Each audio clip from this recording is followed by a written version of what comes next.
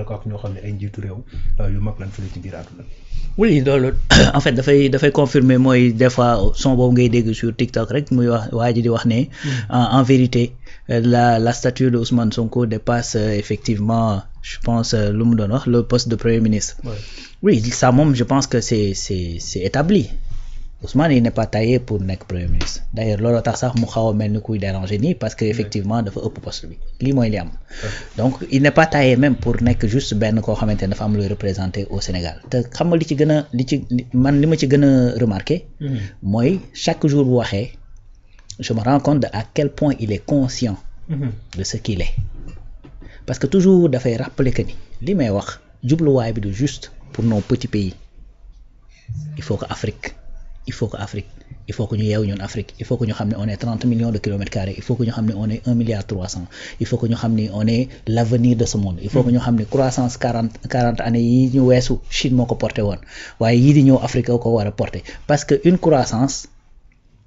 boo xamante ne dafa mën a yegg ci yenn niveau yi actuellement les autres espaces de ce monde là mënutuñ ko am c'est-à-dire Chine daanaka bientôt mu atteindre apogée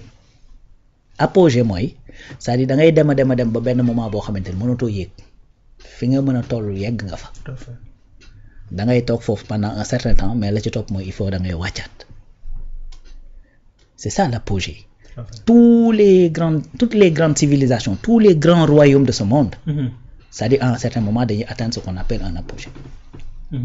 tu vois donc tey su bu loolu amee dafay am ñeneen ñu jël relais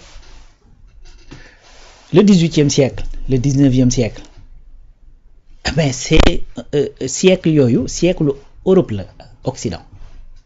ñoom ñoo dem jëli bateau wër àddina bi dajale richesse ya fa nekk indi ko Europe industrialiser Europe defar seeni dëkk ainsi de suite jamono yooyu Chine ña nga ca galère nekk dans des pays yoo xamante ni ci féodalité lañ nekk ci lu yàgg nekk ci tool yi nekk ay chevalier ak ay et cetera 1867 Japon ci lañuy jël l'ère du Meiji jël ay japonais yóbbu en Europe pour ñu dem jàngi lan mooy la civilisation occidentale pour mën fa bu ñu ñëwee mën a tabaxaat le Japon moment boobu daanaka fële ca Amérique Far West moo fa am ku mën sa morom duma tu vois di am ay xeex di am ay guerre de sécession et cetera biñ génnee ci loolu ba ñu ñëw effectivement ci 20e siècle mais après da ngay gis ni ça loolu Amérique moo jël le relais après avec le pétrole et tout ça Amérique jël le relais malgré tout ça crise des années 30 dafa ñëw ci seen kanam lijjanti nañ ko ba génn ci ainsi de suite te également li nga xamante à travers les institutions de Bretton Woods ñu tey li nga xamante ne mooy finance mondiale bi à partir des années 78 80 ben yëf yi déplacé waat mais dem Asie Chine Japon les Hong Kong ak les voilà mais après au sortir des années 80-90 mais le Moyen-Orient jël le relais ay Qatar daal di émerger ay royaume Arabie Saoudite daal di émerger gën a am doole xam nga Émirats arabes unis et cetera waaye léegi ñun Afrique kañ la ñuy jël la marche kon ñun ñoo ci des Europe jël na Asie jël na Moyen-Orient jël na Amérique jël na mais xanaa kon ñun ñoo ci des te li tax ñu ci des te nekkul loo xamante ni c'est juste ay genre mel ni kuy def tour de famille mais c'est parce que ressources yi war a mën a tax àddina bi continuer def de la croissance fii la ne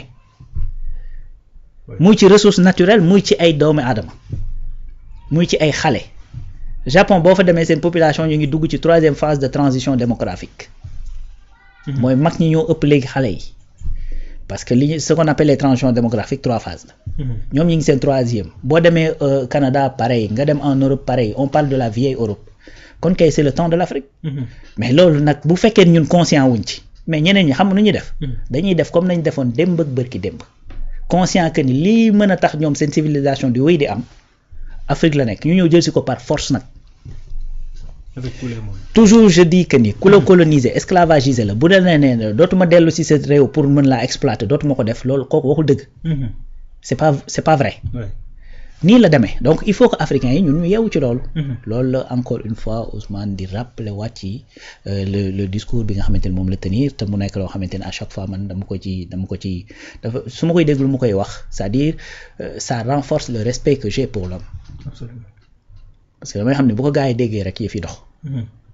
beneen affaire bi nga xamante ni dama ko remarqué ci discours bi Ousmane Sonko tenir par rapport ak Pascal Boniface. Oui. mooy voilà un homme.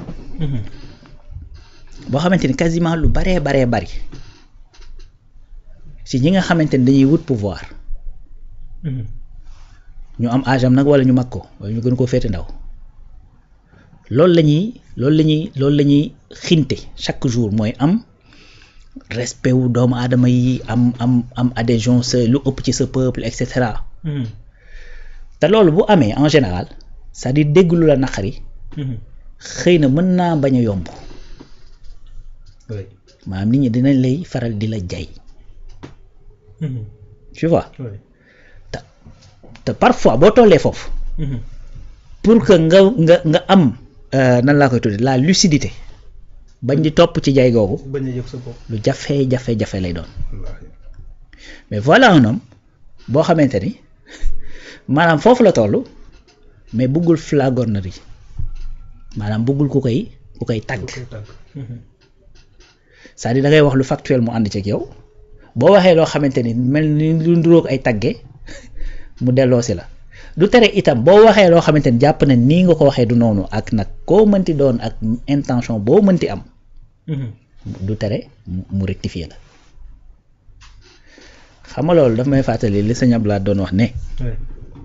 ñun de yéeguñu wàccuñu maanaam boobu ma ngay wax ak gars yi nga xamante ne dañuy def ay fannaaw ak ay ñoom seen. dem ci pays yi waaw tu vois. mu ne yéeguñu wàccuñu. ku yéeg ba wàcc itam boo ñëwee fekk ñu fi. boo waxee lu dul dëgg ñun la loolu amul. li nga wax bi. li tax may wax lii Ousmane dafa lire des passages du livre de Pascal. moment bi mu koy lire sax bi mu koy wax tu sens que ni mi ngi bëgg am lu ma ko bëgg a wax. mais tu sens même que ni am na sax benn jeune parce que mi ngi koy wax avec xam nga benn sourire beeg yu demee noonu. parce que bi ñuy wax ci affaire gatsa bi et tout ça ni mu ko traité peut-être dans le texte c'est un peu réducteur bi muy wax ci Ousmane ne un homme ambivalent xëy na c'est un peu réducteur. donc li livre bi di tagg Ousmane di ko tagg il a pris le temps li nga xamante ne d'accord ci te wala bokk li nga xamante ne leerul ci boppu Pascal Boniface mu jël le temps daal di ko koy leeralal ko également li nga xamante ne mooy ay position par rapport à la France qui est le pays d'origine de Pascal. que ni ñun mënuñoo bañ kii que soit suñu bopp lañ bëgg pour faire simple lii la ko wax jëm ci wàllu effectivement ouverture bi nga xamante ni ñu ngi koy wax jëm ci loolu. kon loolu dalay wan ni en vérité voilà aussi un homme boo xam ni tey même bu fekkee da ngaa bind ci moom loo xamante ne xëy na la nga ci jublu woon mooy teg ko ci yenn niveau yi du tere bu fekkee da cee gis loo xamante ne du noonu mun la du noonu. te loolu je pense que également franchise moo demee noonu honnêteté moo demee noonu. nekk un homme véridique moo demee noonu mais nekk également tout simplement comme li may wax sànq un homme courageux. tout à fait waaw parce que nag c'est yombul. effectivement ñu bind téere bu ne toll ci yow après nga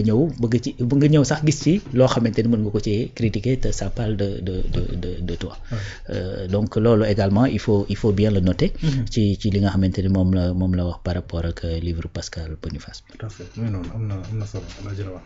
waaw donc ñu ñëw ci beneen point wax wàllum souveraineté mais comme Ousmane Sonko même bu fekkee Afrique lañ doon wax moom tàmbalee na ci fi nga xam ne moom moo di Sénégal donc mu ni la souveraineté dafa war a nekk